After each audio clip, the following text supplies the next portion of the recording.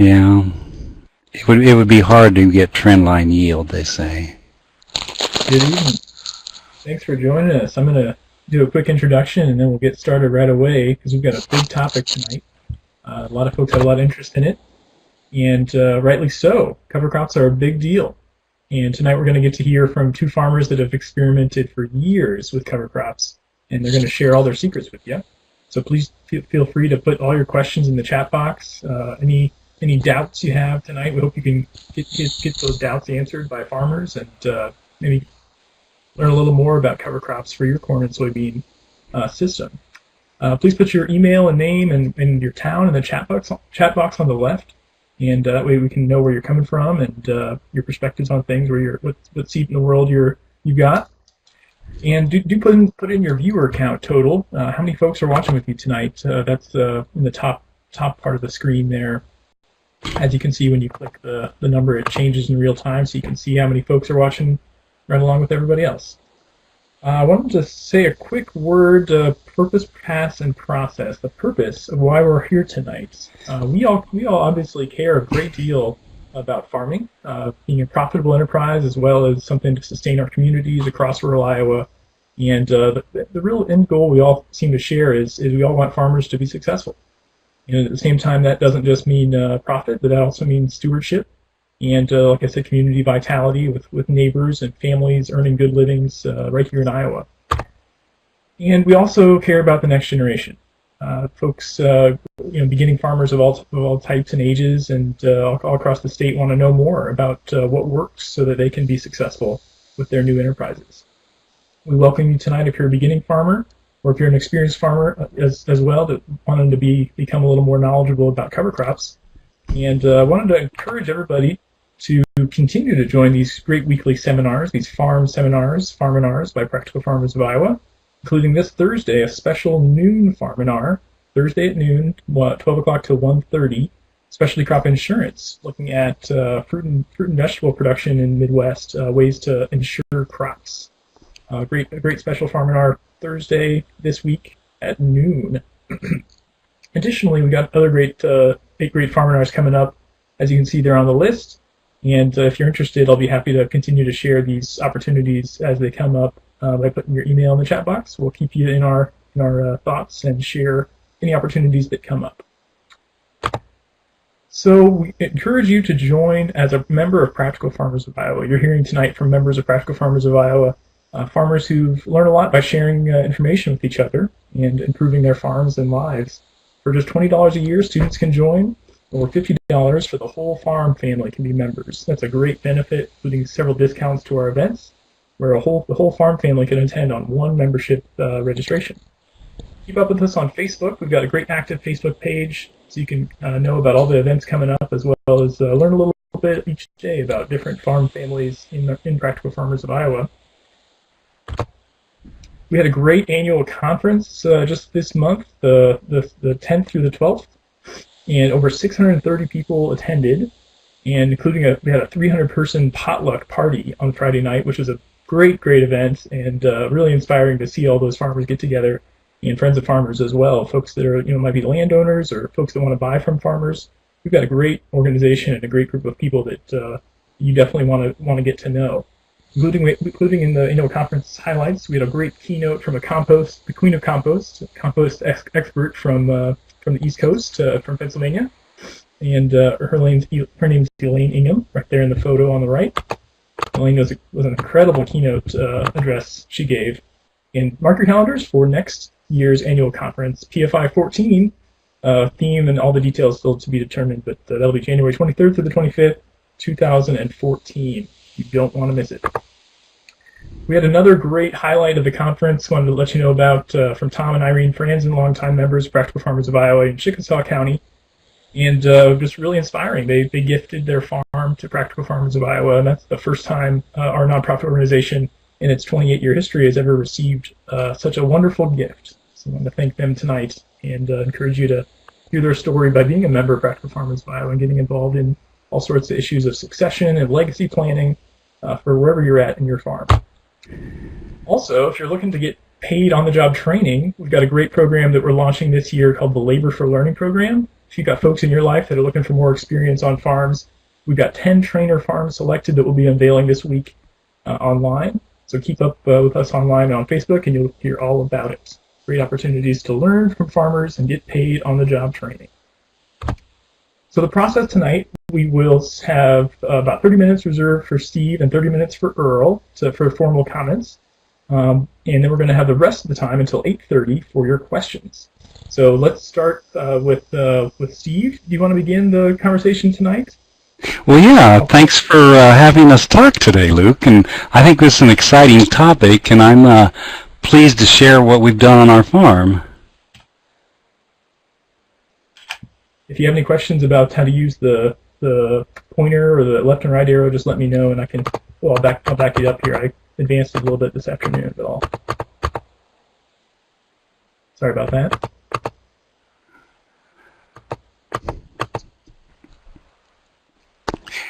I want to start off with a spoiler alert by saying it's difficult to make the cover crops work on a corn and soybean rotation for us. We do it almost 100% for erosion reasons, and we've been struggling trying to decide whether we want to fly it on by air in September and get more weeks of growth but a lower germination, or drill it after harvest in October and get a better stand, but we're losing weeks worth of growth. So somebody smarter than us will figure this out someday, but I think put on certain acres it'll be a fit, and maybe we won't do it on 100% of our acres, but we'll find where to put that at, and maybe some of our thinner hillsides and where we want to hold the ditches down a little bit. That's what I'm looking at. I guess I'll just start off with the slides then. McGrew brothers, there's 4 of us brothers and a nephew that farm Emerson, Iowa, southwest Iowa between Red Oak and Council Bluffs. I just put this picture in there on the front page. That's henbit. And people have talked about using cover crops for using weeds for that, and it doesn't always work the best because weeds for a cover crop are kind of inefficient and selfish, but that's just why I put that picture in there. To get some of the more boring things out of the way, we do the cover crops mainly for erosion.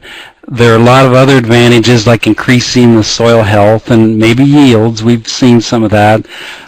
Organic matter, that's maybe the most important measure of our soil health, and that will help with that by promoting the biological activity, and maybe a sponge crop to hold nutrients and reduce weed pressure and maybe some nematodes, and it could help your moisture if done right. I wanted to say it's surprising up in Montana and the Dakotas, some of those guys with half the rainfall that we have are doing multi-species cover crops clear up till planting time to save moisture. Now, on some of my single species like cereal rye or wheat, if I run it too long, we lose moisture. But I think maybe those guys are onto something with a multi-species and maybe less grasses in front of corn or something. Reduce the compaction, and I have disadvantages. Sometimes a seed, $12, $30, sometimes can be a lot, and it could dry the soil out if you don't do it right, and it can reduce the crop yields, especially corn, like following a grass or something. And sometimes we get short on time to grow. So I'll talk about what we did a year ago this fall. We drilled several cover crop mixtures. We tried mixes of oats, soybean, red clover, radish, rapeseed. And we did the hairy vetch. That's my favorite. Some of the other mixes. Wheat is not much money. I kind of like that sometimes for not spending a lot of money. You get a lot of visual effects for that. So we take a 100-bushel hider wagon, mix the seed up in there. You can see the concrete mixer back there. We put the inoculant on the hairy vetch and put a little water in there to make it stick and mix it up and put it in the drill. So we went out with our John Deere 750 drill October 16th after it had been combined. And I drilled some of it. We put the monitor from the sprayer in there that kind of kept track of where we'd been. It's kind of nice. You can, sometimes it's hard to see where you've driven and remember what terraces you've done. And then you kind of make these neat maps of the different species you've put out there, and then you can go back and check on that later. On the upper left-hand corner, you see that goose egg that didn't get drilled. We'll see a picture of that later, with and without of that. And 5 months later, where the wheat was, you can see a little coming up, but not a lot. And the mixes of the broadleafs, hardly any fall growth. We didn't get enough rain to make it come up. Some of that came up next spring, especially the hairy vetch, but as far as the fall growth, we didn't get a lot of either. And most years, maybe you would get more rain than that and see some of that, but we didn't. And I do want to say that I love to plant a corn after a broadleaf, especially a legume, because it probably increases the corn. But the planting a corn after like cereal rye or probably even wheat, you got to be careful because it could potentially lower it and maybe lower it a lot. We'll see a slide of that later. So 5 months later, we just get a little bit of growth there. And I just threw this in. I'm sure nobody here has ever backed a drill up without raising it up, but it plugged up, and the guy running this went on, and it emptied out. So isn't that odd how the wheat grew so much taller where you have a real heavy planting rate? And now it's April 6th. That wheat is 9 inches tall, and that's looking really good. The whole field's covered with the wheat. Some of it has hairy vetch in it, some of it doesn't. And this is a D slope, as in dog, so that's protecting a lot of the ditches there. And above it to the left, where there was no wheat and just hairy vetch and soybeans and red clover and whatever we had in there, oats, not so much growth yet the first week of April. And April 10th, I wanted to kill this 2 weeks before we planted the corn, on the wheat especially, so we went out, terminated the wheat. It was a little cool out, so we used a full 48 ounces of Roundup, and we let the other broadleaves keep growing, but we went out and sprayed the wheat. And this isn't real tall yet, and I'm feeling pretty comfortable at this point. You plant corn in it 2 weeks later, there's not going to be much of a yield drag. This field was anhydrous for the first time. We've used anhydrous in a lot of years, and you can see, especially on the left in the hairy vetch, you can see where the anhydrous bar has killed some of the cover crop, and that's even the John Deere low disturbance bar. It's interesting, this picture on the right, you're talking $4 a wheat that wasn't even clean, just augured into the drill, versus $30 of hairy vetch on the left. So you get thinking, well, maybe the $4 gives you a lot more bang for the buck. We'll see later the hairy vetch grew up, and I started feeling better about that. Still not a lot of growth out of the hairy vetch. 12 days later now, the wheat is dying down, and we're within about a couple days of planting corn on it. You can see where the anhydrous bar had killed the wheat. 5 inches of rain makes you sick. The erosion, the ditches that came down there. I'd stopped drilling the wheat on that hill there where we ran out, and for $4 more an acre, I would have loved to have gone on down to the bottom of the hill with that. That's where we talk about our erosion concerns. This is up in the wheat here. There's no ditches, and down in there, and those ditches were even there years before too, but not as much. But I mean, that was a big rain. But if I just could have had some more cover crop of some type, the wheat would have been the cheapest to go on down. But I would rather have a broadleaf for the corn's sake. So it's 41 days after it's sprayed, the corn is up, and most of our top cover is gone. I'm sure the roots and the biomass and that is still underneath there too. But I don't think that weed has hurt the corn at all at this point. 2 weeks before planting, it was killed. I think we're in good shape on that. Now we'll go back a month. The hairy vetch was trying to grow on the rest of the field where I hadn't killed it yet, because I thought I would just let it grow some more and get some good out of that. So we're talking towards the end of April here. There's a little more biomass there, but we'll let it grow. And now it's May 5th. So we did our normal herbicide, basis atrazine, 2,4-D. I had a little dicamba in there that I wanted to throw in to help kill that. That's all I had. I probably would have done more otherwise. And you see, now you're thinking, well, maybe the $30, I am getting something for my money, because the corn's going to love growing in that legume. This was that spot on the map I told you about. You get on the left the $30 of the broadleaves, mainly hairy vetch is mostly what's up. The rapeseed and clover didn't seem to do very much. We do rapeseed because it's related to the radish, and the radishes are fun, but planting them in October, or if you did an air in September, we haven't seen a lot of growth on that. It's kind of a lot of fun to pull up a radish and let somebody eat it, but I don't know, I just don't get as much for the money as that. So if you were guessing planting corn on the left on the dead hairy vetch, or the right, you'd expect a big yield. We'll get into some of that later. I did get quite a bit higher corn yield off the map on the left, but it wasn't replicated, so that's not very fair. But you would expect that because you get nitrogen and everything too. So 2 days later now, it's starting to die down, yellow. And this had been planted in it 11 days later, and you can see that the hairy vetch, it's going to dry down, but as far as a corn yield would go, you would expect to do better in this than in the grass, like a wheat or a cereal rye. I wasn't paying attention, and we always start our post-corn spray just the same order that we sprayed the pre-down. So this was the last field we sprayed on the pre-emerge herbicide, so I was going to do the last on the post. Well, by the time I got to the field, it was weedy. I hadn't been paying attention. We go with Roundup Callisto usually, and my theory is all that spray that went on the hairy vetch got metabolized, and not very much of that ever went to the soil. So I'm figuring that herbicide was gone, and I should have just been keeping track better and just sprayed this field sooner, because you can see the corn must be 6 inches tall or something, but it's kind of weedy.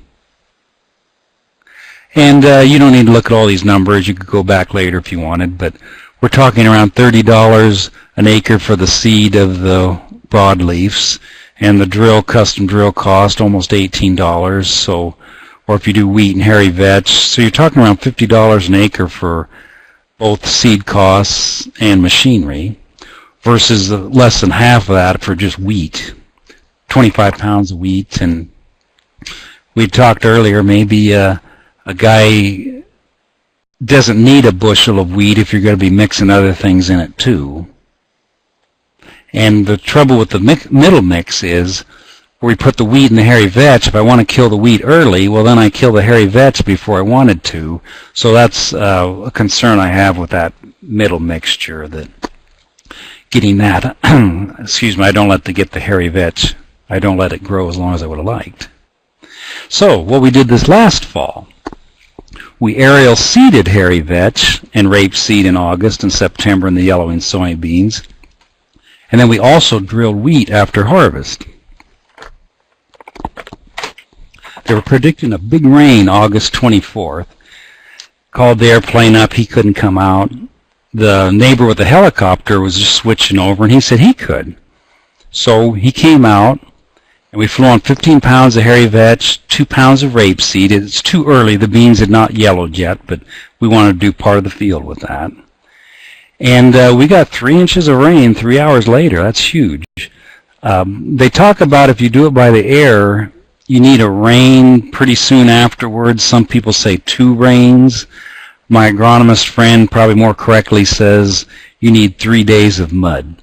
Well, we got that. That was a big rain.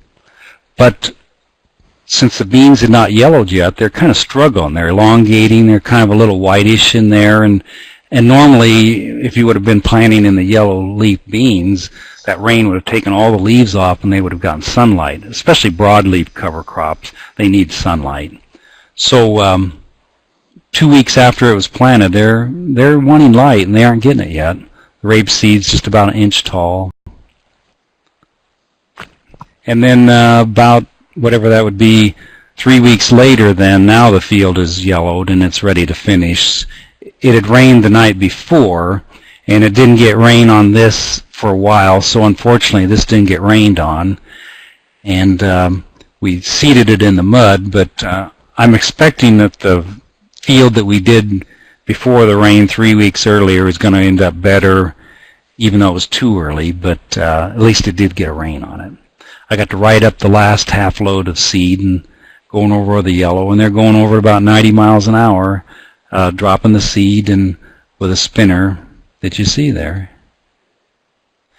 And now 56 days after the hairy vetch and rape had been seeded, you see some of the hairy vetch trying to grow, and it keeps freezing off and keeps growing back, and we don't expect to see a lot of fall growth in this. And you can see it if you get on your hands and knees, but if you drove by the road, you wouldn't see very much of it. And the costs are similar. You're talking somewhere around $30 a seed and $15 for the helicopter and maybe $13 for an airplane. And versus the wheat in a drill is cheap, but you don't get the diversity. You just get a grass growing before the grass corn. And I kind of hate to spend money on putting the cover crop on the corn stalks going to beans because that's the wrong rotation. Now maybe if you were wanting to do compaction concerns or something like that, it might be all right to do that, but I'd kind of like to spend my money on the bean stubble to protect that. I put this slide in. For the year before, we did some CSP headlands, and basically a lot of the same species. Well, this is what you get if you get 7 months of growth, and we, with our cover crop, we're only talking like 3 weeks in the fall and maybe that many in the spring, so that's the trade-off. A volunteer rapeseed by the shop. And you saw where the anhydrous bar had killed some of the cover crop. So this fall, where we did the normal John Deere toolbar on the left, we left 7 strips. We want to check for yield to see if the placement varies on the yield, whether going deep with the knife or shallow with the John Deere bar. So, but you can sure see the difference between the knife bar on the right. That would tear up much more cover crop than the John Deere bar on the left. And in the past, we've always used liquid UAN fertilizer, but because of the price difference, last fall and this fall, we've tried some anhydrous again. I saw this Ag Synergy bar. It's an anhydrous bar where they use a rubber track to hold the soil firm while the knife goes over it. You see a split in the middle of those treads, and well, that's where the knife is, and it holds it down. And a couple miles from our farm, they did a field with that, and it looked promising. If you were going to do cover crops or no-till in it, I like the looks of that. It just holds the ground while that knife goes through it, and it's going to be a lot of moving parts. We'll have to see if that works for people. But that looked pretty good to me. They said they were doing some continuous corn with it, and I saw the field from the road, and it doesn't disturb it very much. So we'll go back another year, the fall of 2010. We did a practical farmer's experiment comparing the aerial seeding in September with the same mix drilling in October, and then I planted some by hand with a garden hoe the same day the airplane flew on to see what's the difference between on top of the ground or planted under an inch. So we called the airplane up, and he went out, and I think there was a 90% chance of rain. He flew it on, it didn't rain. I could have screamed, and then 3 days later, without much of a chance, it rained 3/4 of an inch, so I don't even know why I'd bother to listen to the weather. But 3/4 of an inch is a lot for the fall, and that was barely enough.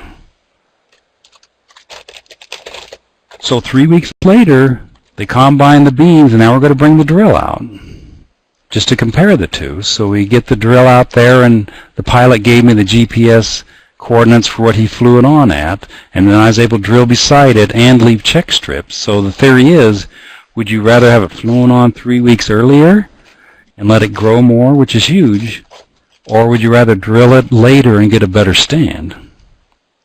So you can see where the drill is. The no-till drill didn't disturb it too much. This is the map between the plane. You'd think maybe the neighbor's got some seed on him there, but actually when he's going 120 miles an hour, that's probably where he hit the button, and the seed probably didn't hit until it came into our field, I hope. So the day we drilled it, the aerial stuff was an inch tall, so it's quite a head start on it. And the stuff I planted by hand is 4 inches tall. So planting in the dirt is better. My agronomy friends say put it in the dirt where it belongs, but then we don't get as many weeks of growth that way. So 3 weeks later, it still hasn't rained much, just only that 3/4 of an inch on it, and the cover crops have grown some. This is a field beside there that actually had some oats in it. We didn't want to put the oats in the drill for the test because that wouldn't be fair because the airplane didn't have it. But the drill is a great stand, but just hasn't grown very much. Maybe 3 inches tall or something. The stuff that was seeded aerial is huge. Some of those plants are 12 inches tall, but I'm guessing maybe a 5% stand or something like that. And the stuff I planted by hand is 24 inches tall. You could eat those radishes. You can see they've been kind of burned a little bit by the frost. So the first radish is the big one by the air, but not many of them. And the next radish was the drill, but not as big, but there's a lot of them.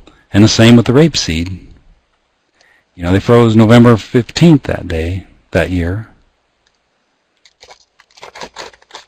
And so May 3rd, the next spring, it's a little early to be killing that hairy vetch just because it's just starting to grow. Another week would have done wonders for that, but it was time to plant, so we went ahead and sprayed it, and this was by the air.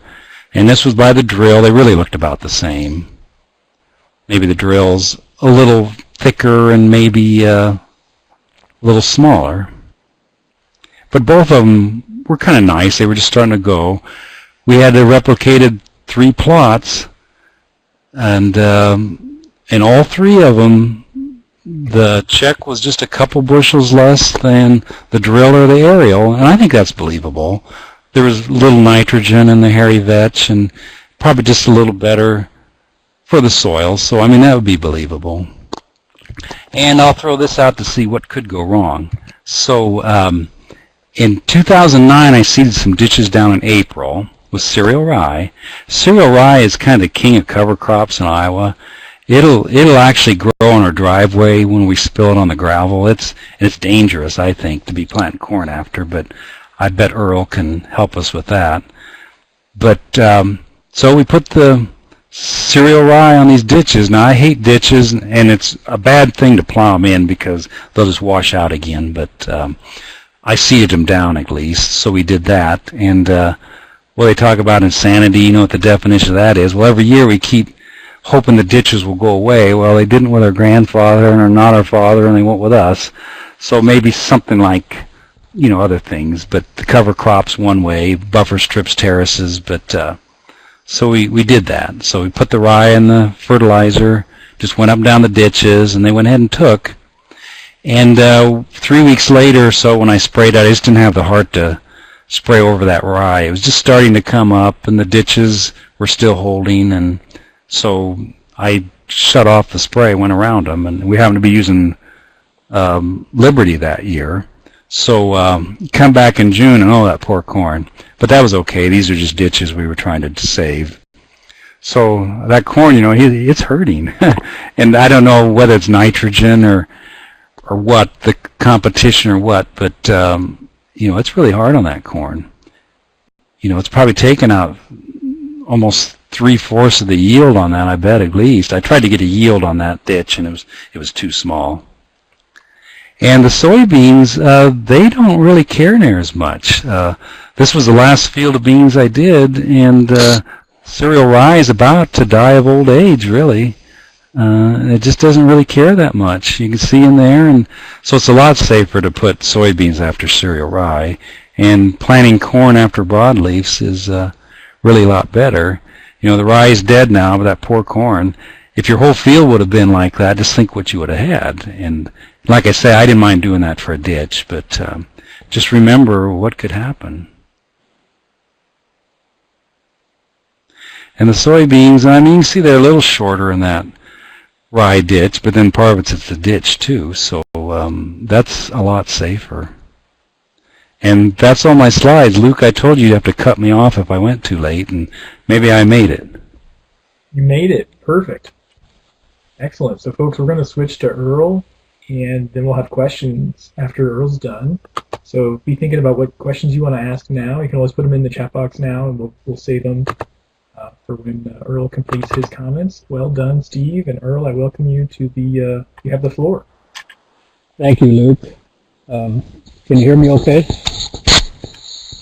Yeah, try not to move your microphone, and actually give it about 6 inches of space between your mouth and the microphone. Perfect. Okay. Well, we'll keep trying, okay? All right. Okay, I don't have near the PowerPoint that Steve gave, but thank you, Steve. That was great. So what I got interested in cover crops about 15 years ago. We were cleaning and bagging all of our oats and rye and sell them as seed. From the cleaner, we had a lot of small seeds and chaffs. That would go in a fertilizer buggy, and we would just spread that out on our fields that were going to be organic. A young boy that I had running the tractor got lost, and that spring we noticed when we were cultivating, he had went perpendicular to our rows. And where he had on the oats seeded in February, we didn't have near the weed pressure in our cornfield. Same way with rye, seeded in February. It went ahead and sprouted and fertilized and grew like normal. So we got interested in that, and we played around with oats as a cover crop, and we varied from 3 to 9 bushel per acre. If you can afford it, 9 bushel per acre is just terrific with the fertility value of the oats and the allelopathic effect of the oats. We really liked that. Then we went to trying to seed them in the fall. And we tried the plain. I've never had very good luck seeding with the plain at $15 an acre, and 1 to 3 bushel per acre on rye or oats. On the other mixture we use is annual ryegrass, yellow sweet clover, and red clover. We have better luck with there, but I think it's worth the time, even if you have to hire somebody to drill your cover crop. You get a more dense cover crop. I think I preferably go 3 bushel per acre. I don't think a bushel per acre is enough. Even with organic seed being $15 an acre, that $45 an acre is well worth the input cost. The other reason we have always used a lot of cover crops is we have 1.5 million gallon of hog manure every year. And we try very hard not to let that get washed down the road. So we played around with timing of the cover crop with the type of application of manure.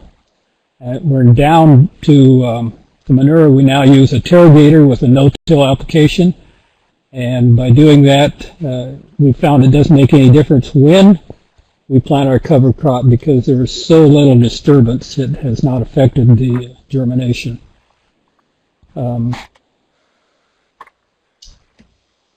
other thing we use on some of our fields that are marginal, we find that just regular annuals are our best.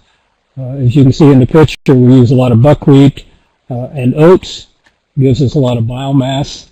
One thing we're going to try next year is we're going to seed corn at 1 bushel per acre behind our rye. Assuming that we'll get rain, and we're going to get 90 days of growth, assuming that corn is going to be waist high or shoulder high, we're going to incorporate that biomass in the fall and turn around and plant rye for a winter cover crop. with our high clay soils and our hillsides, I want to increase the amount of organic matter to hold the soil. This is something that I just got approved today from NRCS to do that. But we think we can add 5 to 7 ton per acre of biomass by doing that. As far as density of the cover crop, we did a test one year on 3-inch wheat versus 6-inch wheat. And the 6-inch wheat, if you take the nutrient value of 6-inch wheat with the top and the roots, there's $170 an acre worth of fertility in that 6 inches of wheat. So if you can incorporate that and you could save that, make it available to your corn crop or your soybean crop the 1st of July, you get a real bang for your buck. And that's what we're trying to do. So I didn't have near the presentation that Steve did, but that is our program in a heartbeat. We use the EQIP program and the CSP program a whole bunch, and we work a lot with NRCS, trying different seed mixtures and different rates. And we're always coming back to, like Steve said, the cereal rye, oats. Annuals make very good cover crops. So the annual ryegrass is a very good. It doesn't seem like have much top growth, but we find that we have tremendous root growth from the annual ryegrass. The yellow sweet clover and the red clover are very good for legumes, but there again, you got to get them seeded early enough in the year to get enough biomass to do much good. So Luke, that's about all I have. Sorry I didn't prepare a whole PowerPoint like Steve did, but I'm ready for questions. Yeah, did you guys want to address your questions you were bringing up earlier first? Like Steve's question about whether rye can work or not, and like maybe how you use some of those crops that Steve was questioning? Typically, rye, the allelopathic effect, from my understanding, is in the top inch of the soil. So if you incorporate that rye in the top 3 or 4 inches, and you give it time to rot, compost, whatever, and I set my trash whippers down about 3 inches deep, so I kick that residue out, and I plant in fresh soil, and I have never had a problem with rye being a detrimental effect to my corn. I have not done a real good test on that. So Earl, how soon do you kill the rye before you plant the corn?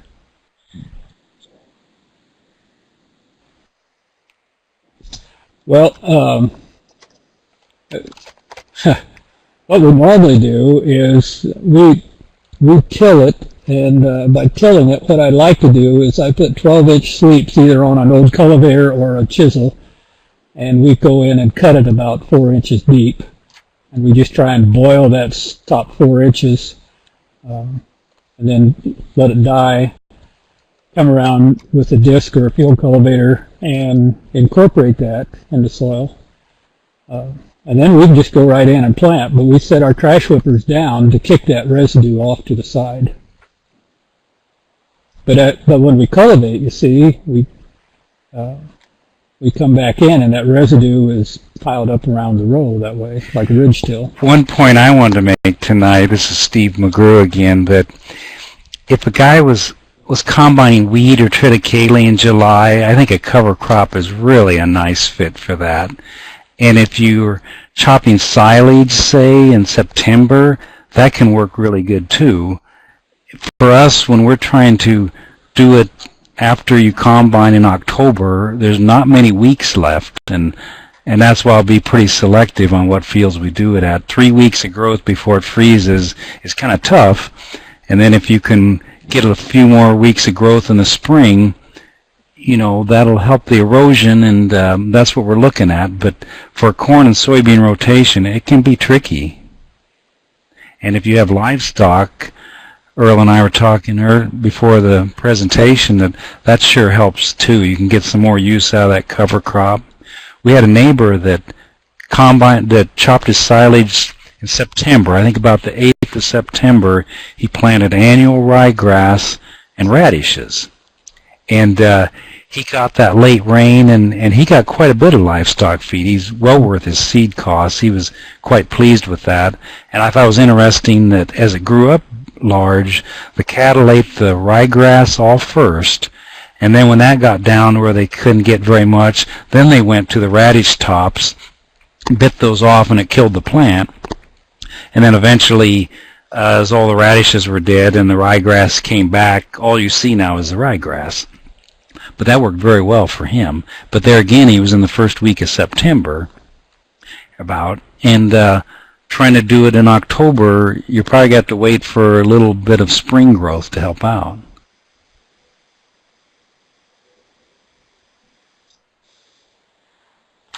One thing we do, since we do have a lot of hog manure and we do have cows, we take at least 40 acres every year, and we have 140 acres. We've done it now for several years in a row. We will plant rye in the fall, and in the spring we will chop that and put it in a plastic tube for silage. We turn around and plant corn, and we'll chop that corn in mid to late September, and we'll put that in a tube. Last year we got 30 ton per acre total off those two crops. And we'll turn around and we'll put rye back again. You would think that would be really tough on a soil, but this field is a real heavy yellow clay. And if you take a penetrometer with a soil penetrometer, it's on the green all the way down. We have no compaction from it. You would think it would be organic matter, but actually it's pretty good. It's a pretty mellow. I see John has a question about could we just have killed the wheat by itself first? And yeah, we talked about that, and I think you could. I wonder if smarter yet would be just to take the rate down enough where I wouldn't mind it going up till closer to planting. But yeah, you could do that. Just kill the weed out, and you'd keep that organic matter, and then just let the veg keep growing. I think you could let that grow till about the day you planted, and I don't think that would hurt the corn unless it was an unusually dry spring. But then in ways where you get that mat over there, in the long run you can actually increase your moisture because you'll have less evaporation.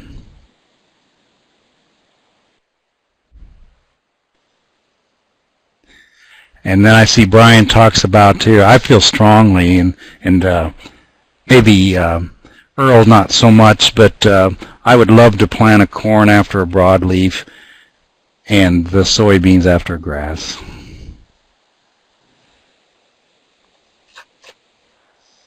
I think that's too bad because the cereal rye being the king of cover crops, wouldn't it be nice if we could just plant the corn after that? But I do think we can lose some corn yield. I think what Iowa State's averaged about 7 bushel loss, and some years it's big like our ditches, and others not so much. Mm-hmm. I have never tried crimson clover. A red clover didn't grow. I bet you like that, don't you, Earl?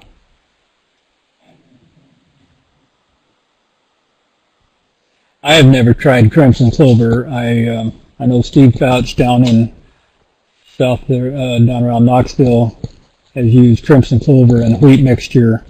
And I seen last year when I was down there, it was just looked beautiful. Crimson clover. Somebody talked about the ground side dressing bar with inner seed the corn. That'd be nice. I don't know if you'd want to be driving over all your corn, but that might be the ultimate. You could plant it in the ground early before harvest.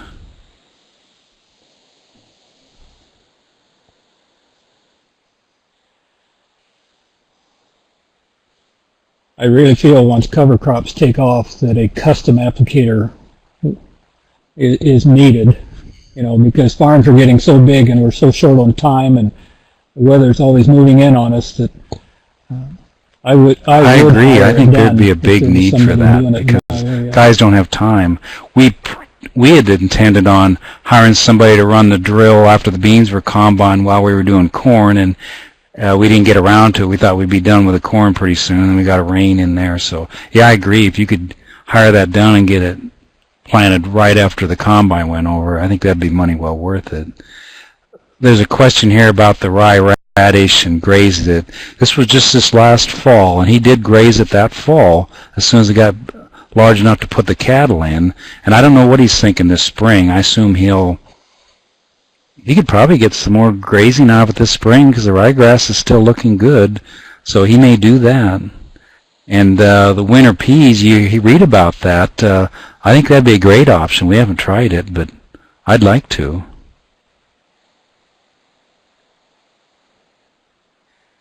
There's a question about chemically killing. I know with Earl, with his organic, he wouldn't have that choice, but I would believe for a lot of the reasons, I would rather have it chemically killed, because if you till it under, some of that you may lose some of the organic matter faster and the nitrogen, but it just depends what you want. But for our no-till, I would rather just chemically kill it, and I'm sure Earl would be the other way.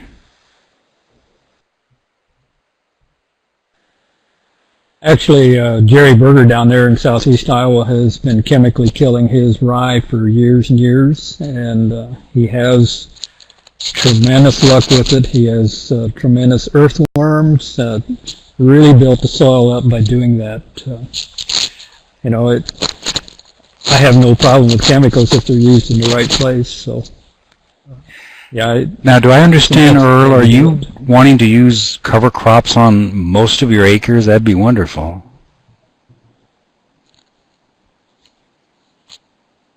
That would be my goal. It has never happened. But we get 400 to 500 acres covered every year. And you said you have a larger drill, but when I went out with our 15-foot drill, and if you have a chopped up field, it took me most of the day just to, do 35 acres or maybe 6 hours.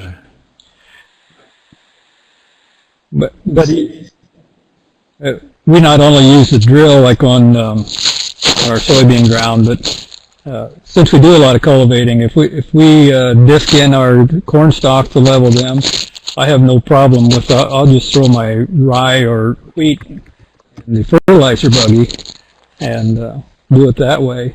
And I've had excellent results with that. And I have a agronomist friend that likes to use cereal rye on continuous corn. And he did, what do they call it, the turbo till or something, looks like a big rotary hoe kind of, and he did some with the 750 drill and some with that turbo till, and for some reason the rye grew taller with the turbo till. He didn't know if it was because it aerated the soil too, but he was just kind of surprised to the line. And I see there's a question here about aerial seeding that covers to get an earlier start. That's the whole point. If you can get 3 extra weeks or something, that's great, but without a rain, I probably wouldn't send the plane up. These cover crop seeds do keep pretty well usually, so my thought is maybe have them sitting there. If they're predicting a big rain, go ahead and do it, and if not, you're probably wasting your money, so I probably wouldn't do it without a rain predicted, but like I say, it doesn't always rain at 70% or something either.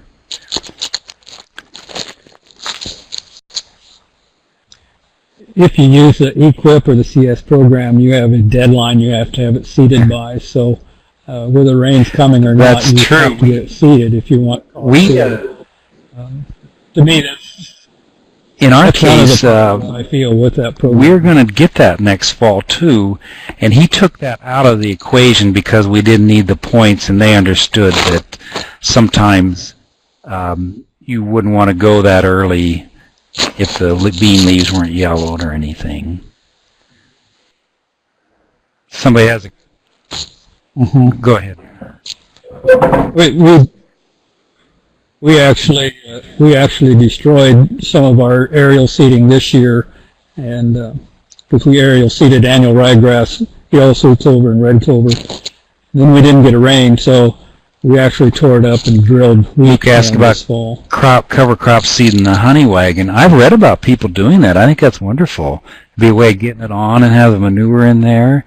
It's going to be, of course, after it's combine, but that would be great, especially like, say, you were in the summer after a wheat crop or something. It makes sense to me. I've heard about it. I have not done it. Right. Somebody asked about 15-inch rows. No, we just had our drill at 7.5 inch, and I think that'd be fine. I'd wondered about that because now the planter we have is split row for beans, and you could sure plant a lot faster in 15-inch planter rows than our 15-foot drill, and so I think that would be fine. You'd probably actually get a better stand with the planter.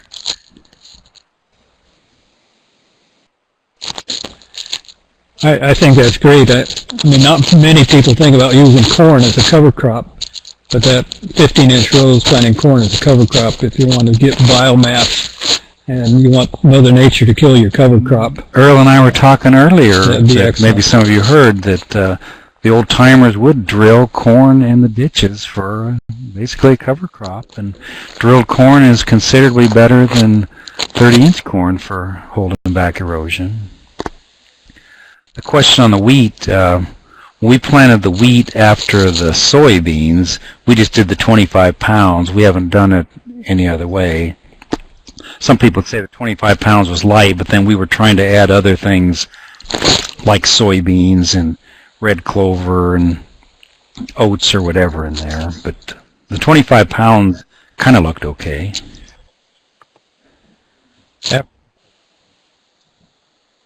After we grazed our stalks and then we tilled the stalk field, we planted 90 pounds of wheat as a cover crop on that cornfield. So, 90 pounds is my minimum. Did you buy seed, Earl, or did you do some home-raised seed?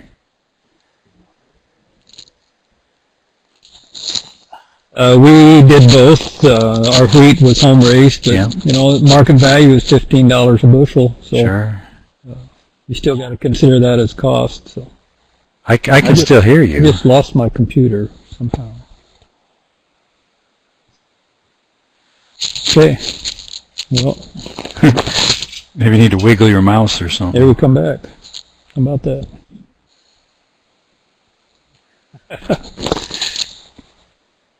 So I think that for the future of us, I might try and do more multi-species cover crops, because just the mono one, like wheat only, I mean, you maybe get a lot for your money, but I think the next plateau up would be to have a mix. There's people being successful with that, and what one doesn't grow, and because there's no one cover crop that would fit the bill for everything. You like the roots of rye, you like the legume, the nitrogen fixing of a legume, and just a lot of things. So with a mixture, maybe you get a little bit of each, and you get your carbon-nitrogen ratio so high on something like cereal rye or wheat even that it can take away from the corn. And like I was reading that you get it over 30, you're going to be robbing the soil nitrogen for a little while, and you get it under 20, it's going to be adding. And so with a mixture, maybe you can average that out a little better.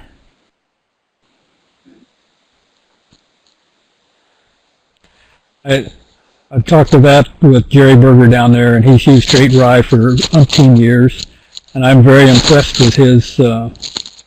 He has tremendous soil tilth, and you know, and I've used a lot of different mixtures and stuff, and he's been at it longer than me, and he's had a very good program. You know, he drills 900 acres of rye every year, plants soybeans into it, kills it with Roundup when it's knee-high or whatever. Excellent program. I'm envious of his soil. So he's choosing to plant the rye in front of the beans and help his soil out, and that would work. Yep, yeah. He has a lot of manure also, but cover crops are very, very good. Do you know how erosive his soils happen to be in his area?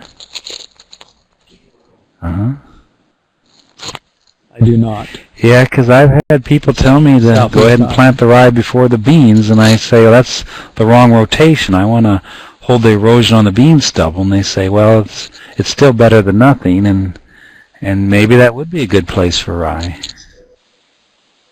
Yep. Annual ryegrass, I don't believe, has near the allelopathic effect of cereal rye.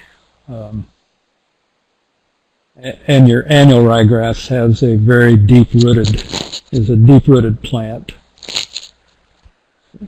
which would be great for holding your soil.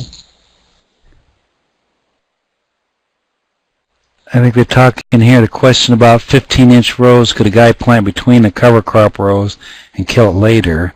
I suppose it'd be depending what it is. If it was cereal rye, I wouldn't like to do that. They do experiments. You'd be basically talking an intercrop. They do that with legumes in the corn, and you probably lose a little more than you gain if you were just worried about the nitrogen or the yield.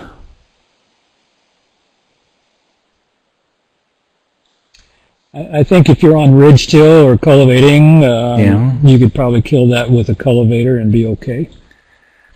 I haven't had any experience with winter peas, but they could grow late if you were.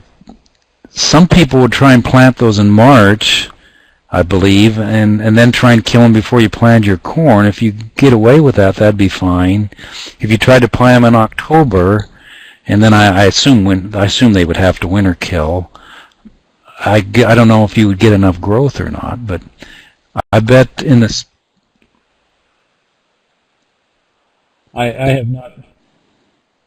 have not tried winter peas. I have done spring peas, but not winter peas. Would winter peas overwinter in Iowa?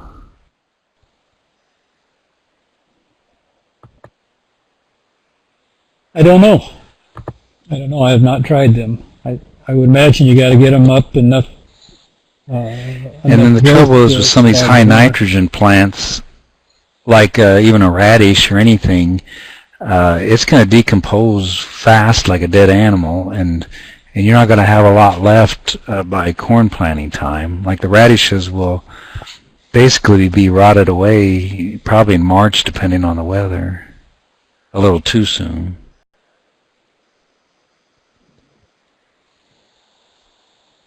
I see, Vic, you want me to talk more about seeding oats in February. I used to do that similar to the way I frost seed red clover, and I like to do that before the last snow, if you can figure out when that's going to be.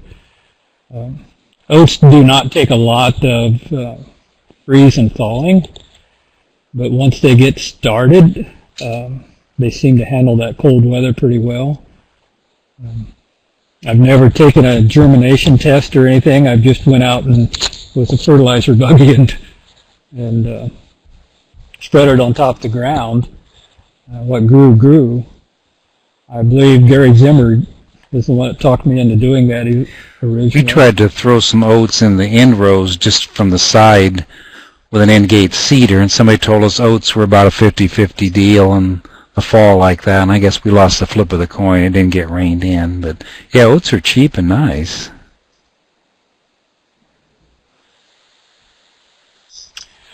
Years ago, they tried, I don't know, it was Iowa State or a seed company that tried seeding oats in the fall. This is back when everybody had a three crop rotation, and they were trying to get oats seeded in the fall to carry over to spring. And about a 50-50 survival rate is what they had. It was not good enough to harvest.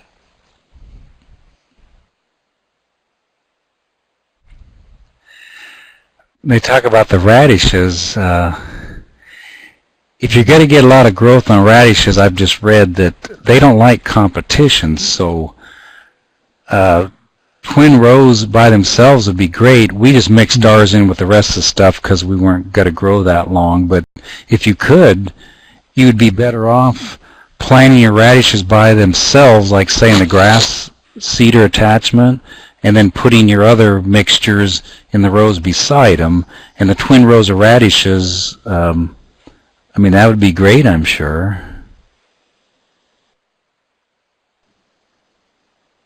Radishes planted in October are not going to get a lot of time to grow. Now, if you were talking something about like combine wheat or in July or silage in September, then you'd have some time, and that'd probably be good.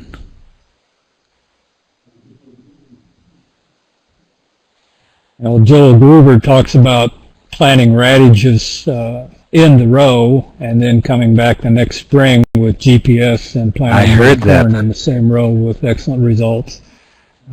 That intrigues me.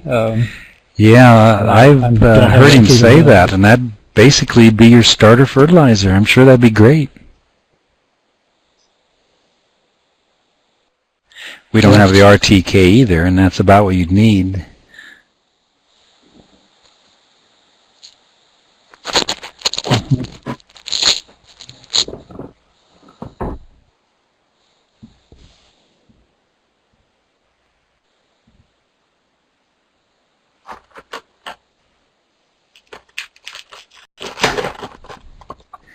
I think maybe next year we'll continue to plant some wheat, maybe on the highly erosive hills that we have for just some cheap erosion, and maybe cereal rye. I would think the wheat would have less effect on the corn, but our friends at Iowa State don't think so.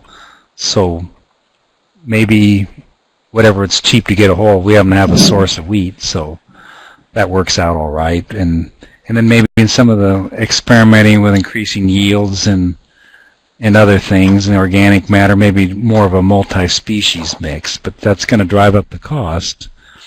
The wheat or cereal rye can be fairly cheap.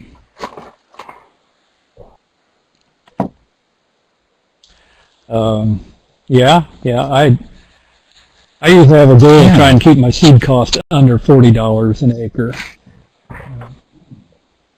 And I realize with my own research that I'm going to get $170 return, so that's a 3-to-1 return or 4-to-1. So apparently Arlen's talking about the GPS between the rows so we could just plant and maybe keep off the corn stubble. I suppose that'd be fine. Yeah. A lot of times, whether or not we plant beans and it hits the old stubble or not, we don't really seem to care. It seems to still come up okay. I don't know about the radishes. I say, Arlen, go for it and let us know how it comes out. I think back in 1992 we did our first experiment with cereal rye. We had a helicopter put 90 pounds an acre of cereal rye on the yellowing soybeans, and we didn't know what we were doing then, and probably still don't, but I just remember when they were combining those beans and it was getting nighttime, the dew was setting in, it smelled like a mowed hayfield, and it maybe shut them down a little earlier at harvest, but not too bad. And then next spring, it was a very wet spring, and we couldn't get in there and terminate it in time, and it grew too large, and it was hard for us to kill, and that was what happened that. But we've aerial seeded hairy vetch other years, and I don't remember if it got rain there or not. It must have, because that took very well those earlier years too.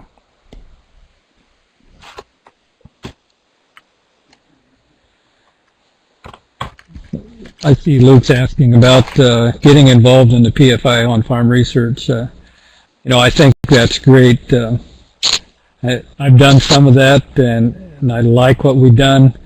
I get involved in my own projects that I don't always take the pictures like you did, Steve, and do the nitty-gritty detail of it. But I think more of us need to be out there on the different soil types and the different types of cover crops to see what's best for your area. Arlen talked about NP and K. I've seen the charts. I don't remember, but the radishes are going to be high in nitrogen. They're going to be like a nitrogen sponge. And they talk about some of the brassicas maybe extracting some of that insoluble P and K that's maybe like in your P2 test and that, getting some of that. So it would be helpful. But like I said before, radishes are a lot of fun, but planting them late, we haven't got a lot of growth out of those.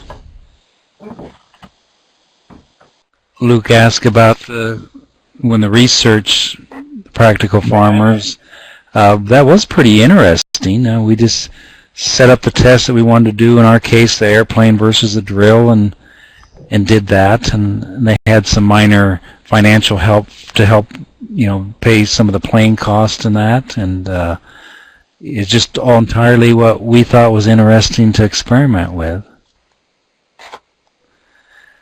Somebody asked about extra insect problems. Some of the cover crops can help and some can hurt. It's not insect, but like the brassicas can tend to hold down some of the nematodes and increase maybe some nematodes, but as a rule they'd be helpful. And I'm sure anything, it would be pluses and minuses. You could have some more insects on certain crops.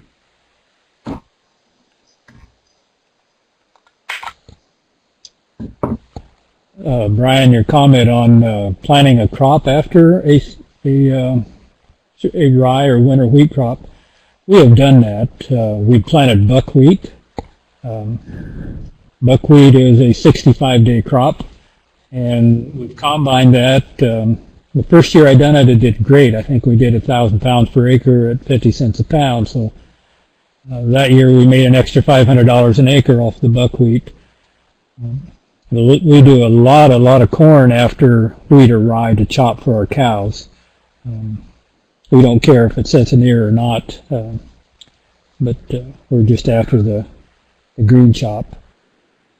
But buckwheat and corn are the only two items I've used to try and harvest something after. One year we had some cereal rye growing and we had terminated it all, except we left 3 acres, and instead of a double crop, we did an intercrop. So we planted the soybeans into that standing cereal rye when, as they'll say, it was a foot tall or something, normal May time.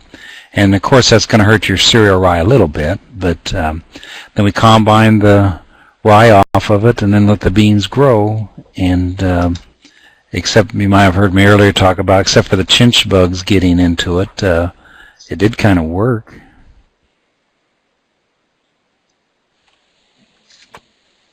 We did do that, Steve. Oh, sure. And they canceled my crop insurance because rye is your first crop. Yep, so that's the rule now, isn't it? Even next year they're helping us out a little bit, but isn't that the rule now? It still has to be terminated by planting time. Well, yeah, you can't let your cover crop head out. What kind of market is there for buckwheat? Well, most years buckwheat is going to go from 40 cents to 55 cents a pound. Seeding it late in the year with a little nitrogen, you're going to get 500 to 900 pounds per acre. Buckwheat is not a good competitor, so but there's always Minnesota Buckwheat Growers Association or people like that. They're always in the market for I have never tried buckwheat. That's fascinating. I suppose it's more of a warm season crop, but can you tell us a little more about that, Earl?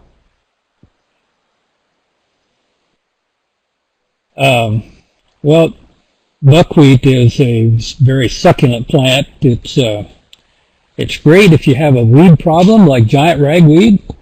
You plant buckwheat, you let it grow up, and you till it under, and you do that about 3 times. It seems like buckwheat has a really detrimental effect against giant ragweed.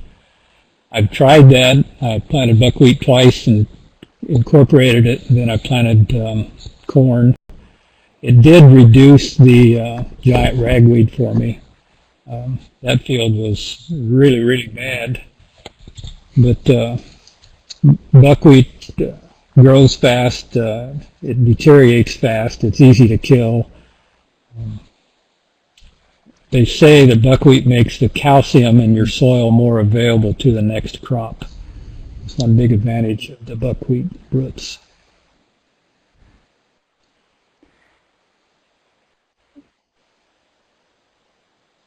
Well, I don't know how many pounds yeah, of radishes do you we plant. did it was a light mix. We did 15 pounds of hairy vetch, 3 pounds of radishes, and 2 pounds of rapeseed. Now, that's a little on the light side, but I think you'd about want it in a mixture most of the time. But by itself, I'm guessing 5, probably 8 pounds. At around, oh, I forget, was it Okay. $2.50, $3 a pound, maybe?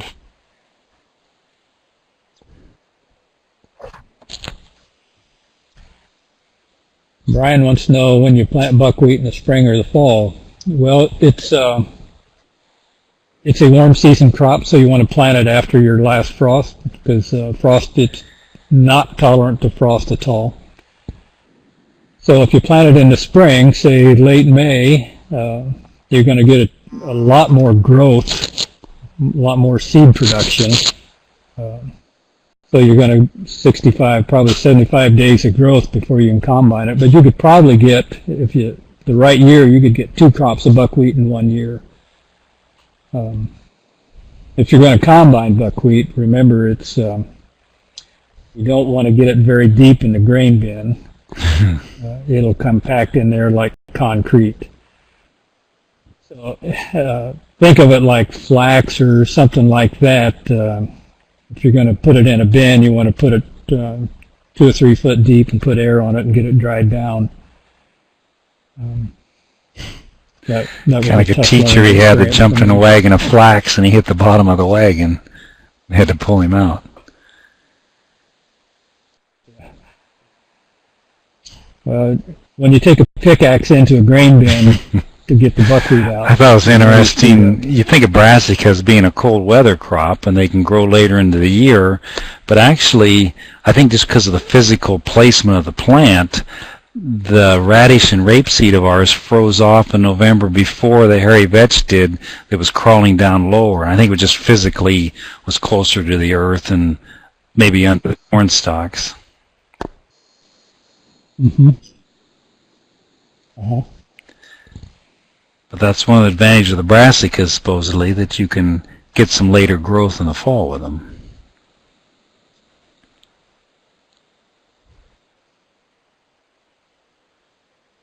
That picture there with the guy holding the radishes are fun.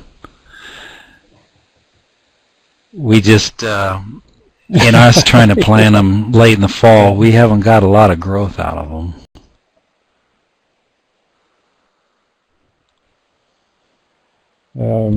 We did 5 acres of radishes. We planted them really thick. It was on a mucky bottom that was poor drainage.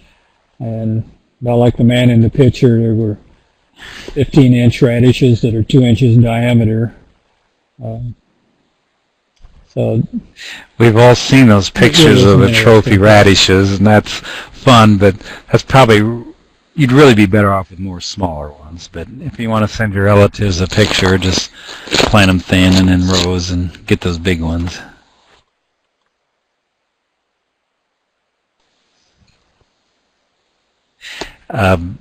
I'd like to try turnips. We did the radishes because they tend to grow under the ground more, but I guess there are some turnips that most of it grows under the ground. Have you tried any turnips, Earl? no, I have not. I have not done it. I think some of the Not most of livestock people brassicas tend to at like all. turnips because I'm not sure why, and I guess the cattle have to kind of learn to dig them up, and the deer do also, but they do finally get where they dig them up and eat them. I've heard that the radishes can be kind of a laxative effect on the cattle, but our neighbor didn't see that, but maybe that was because they were eating mostly the ryegrass first, and then they were just slowly getting onto the radishes. Mm-hmm.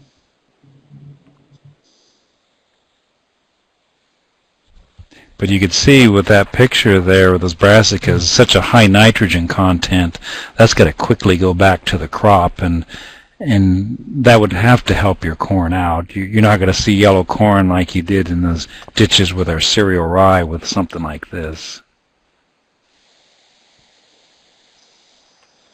I think radishes like Joel Goover was saying that you could plant them in your same row you're going to plant that'd be corn. wonderful. I think that's an excellent idea.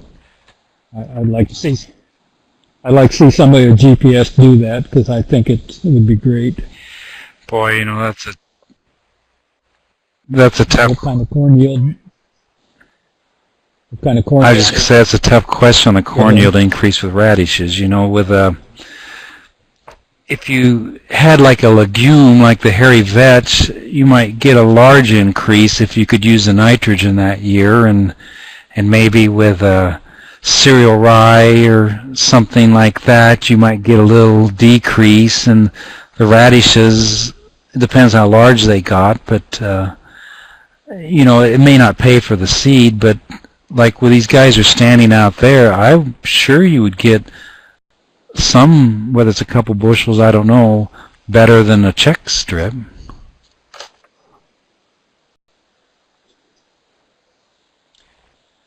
Years ago, when everybody used starter fertilizer on the old planters, the tremendous pop-up effect that you got and the early health. If you could get you would think, because that radish decays and the carcass is there, and yeah, like you said, Earl, it's almost a starter. Now it took that out of the soil too, but some of it is mineralizing it faster than you would have had with just nothing there. And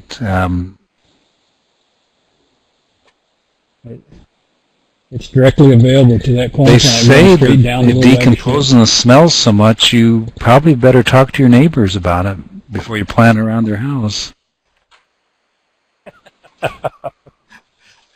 Because anytime you get a high nitrogen thing like that, whether it's soybeans or a dead animal, it's going to smell. Yeah, I heard it. Yes, yes. Very sulfur smell to it.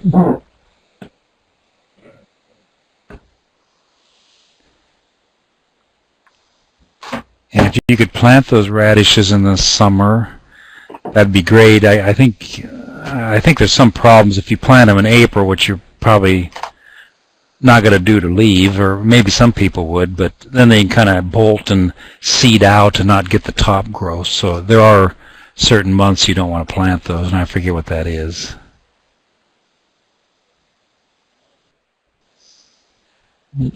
Volunteer radishes not with us. Concern, I'm sure some of the hard seed maybe came up next spring or something, but they're very easily killed. That hasn't been a concern with us. And I've heard like the vetch seed can especially do that, but that's not been a concern with us either. Most of that's pretty easily killed.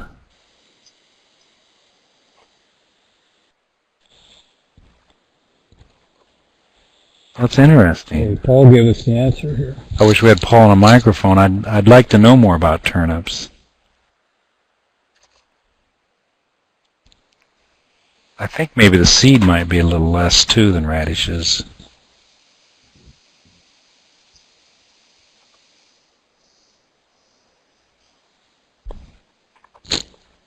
Maybe you'd like to eat turnips better than radish, I don't know.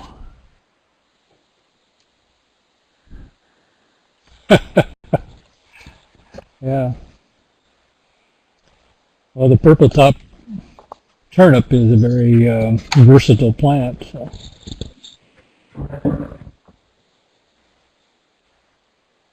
And I think somebody told me that maybe there's one kind of turnip in particular that grows under the ground more. If all your turnip is on top, that's okay for the top cover, but sometimes we like to get these roots down in the soil also. And it'd be just kind of a big round thing. It wouldn't have the depth, I'm sure, that a radish has. And some people with concerns of compaction, maybe they would be more interested in planting lots of radishes to break the hard pan. Mm-hmm.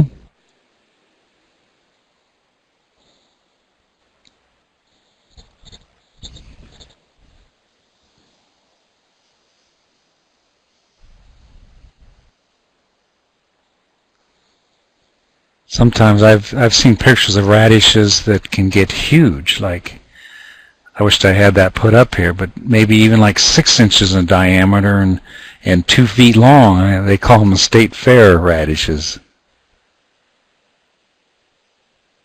Dave asked about the vetch, and no, the vetch seems to be pretty easy to kill with the way we do it with the chemicals. We've just sprayed it with the normal atrazine in that year basis and 2,4-D, and I had some clarity in there I put in there too, but to me it just seems to kill quite easily, I thought. It's easy to kill with tillage. It's I bet. Really shallow rooted. I was reading the other night about people that were undercutting in some states to not disturb the cover crop on the top. They would just undercut with a big 24 to 48 inch sweep and kill it, but still the top was undisturbed, and they were saving soil moisture that way. That would sound good to me also.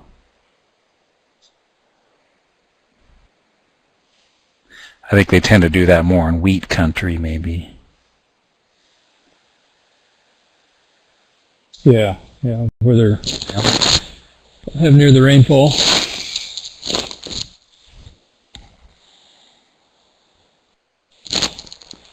I would wonder too, the common vetch seed is considerably less money than hairy vetch, but the one seed dealer told me not to plant the common vetch. I don't know why. I would like to know. Not familiar with that. Paul's thing on the purple top turnips is interesting. Yeah. You get to harvest the oats or whatever, and you still got fall grazing. Excellent. So I suspect, Earl, you put your cover crops, especially where you're able to graze. Not necessarily. My rented farms do not have any fencing, so we don't have that opportunity, and some of them are 10 miles away. So it's all field by field, and the cows. That reminds me, like we had one landlord that bought the seed because he wanted the cover crop on his fields. Or I think most of our landlords think it's good. Do you get support from your landlords?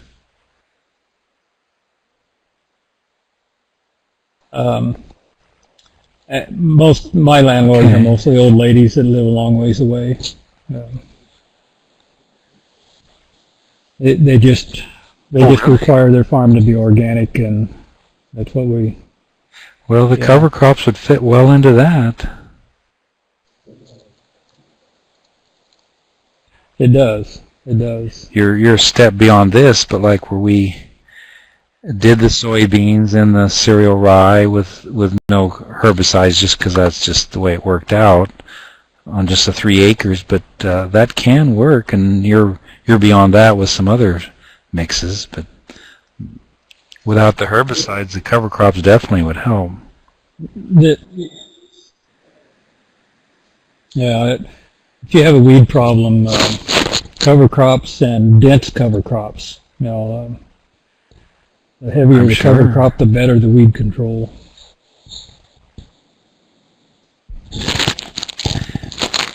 I think Iowa State doesn't put a lot of fact in the allelopathic properties of the cover crop. I think they think it's more maybe just the physical shading and whatever, but I think there's something to that.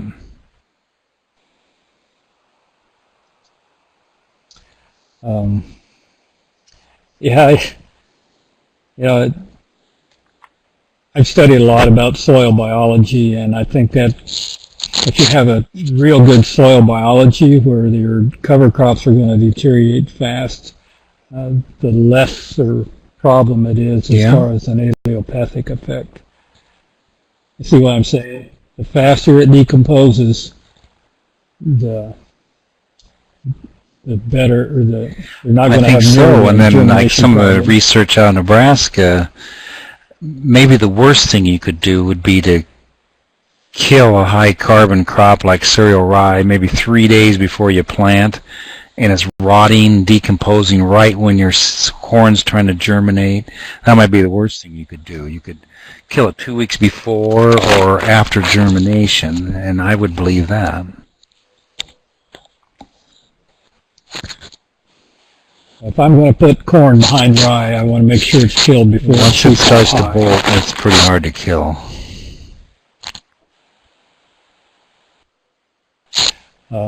Not only that, but you have the root structure on rye is tremendous.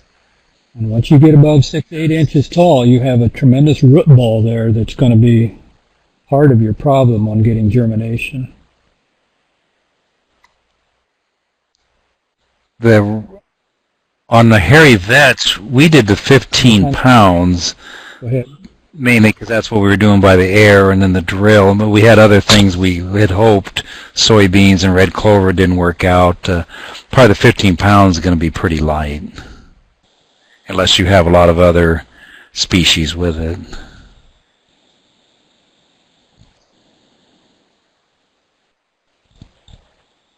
But I really like the hairy vetch. It's just always come through for us. I just wished it wasn't so expensive because the seed's fairly large. It's so a pound of that doesn't go as far as like say a rape that's 95 cents a pound and very small. That goes a lot further. But the hairy vetch is nice. The corn likes it. It's a legume, and it seems to overwinter, and it grows in the fall and comes up in the spring. It's maybe a lot of people don't want to pay $30 an acre for that, but that is one good one.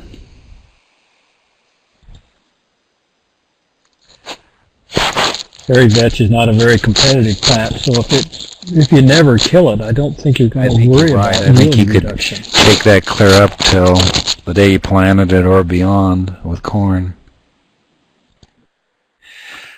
They ask about the row cleaners. I don't think they had any problem, surprisingly. It would have been killed, in our case, maybe only actually a few days, but I mean, you saw in the picture under the sprayer, it looked kind of big and gangly, but when it dried down, there wasn't much there, and I don't believe my brother had any trouble planting through that. I've heard of people worrying about that wrapping around the row cleaners.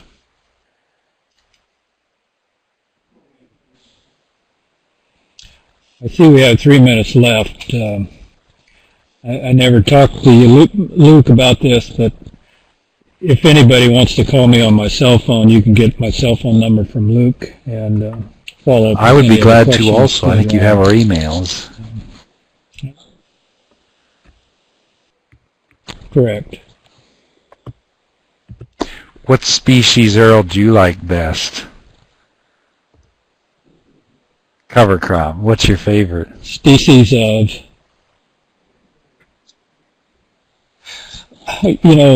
rye is very, very tough to beat. It is so consistent, wet or dry.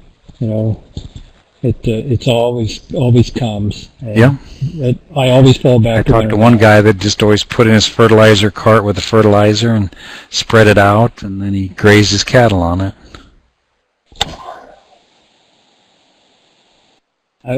I have, a lot of times I put rye on my hay ground, and it comes up, and that'll add a ton per acre on my first crop of hay.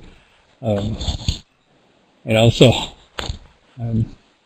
just always have a wagon of rye around. Do you think you like rye better than wheat for a cover crop?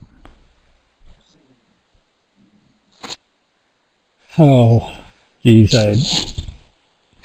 I do, because it's aggressive, and I'm always wanting an aggressive plant. I can take care of it if it's growing. I know some livestock people like to compromise and plant triticale across between the two. I assume it sounds like it's better feed value. I have planted triticale and peas for a hay crop. It's excellent high. The peas and the triticale, I tell you, it makes excellent hay. Kind of I suppose it does cost more, of course. Yes. We'll have to try the winter peas sometime also. Austrian peas. Yeah, I think that would be interesting. Sometime the year I wanted to try it, I could not get the seed. It was really tough getting seed. We haven't had as good luck with oats as I would think. Have you a little bit, Earl?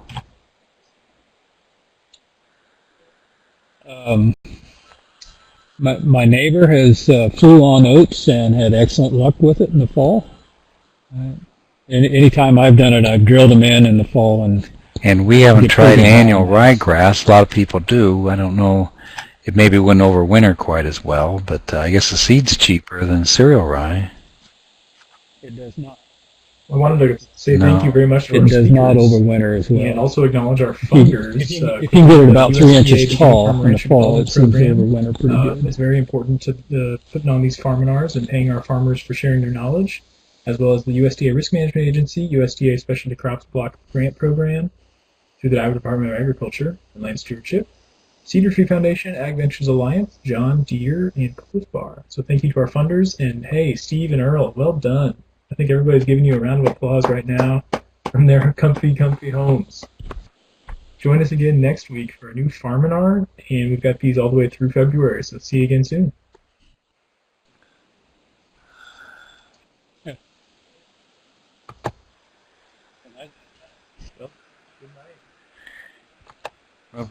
Thank you guys both. Thanks, Luke. Thanks, Steve. All right, thank you.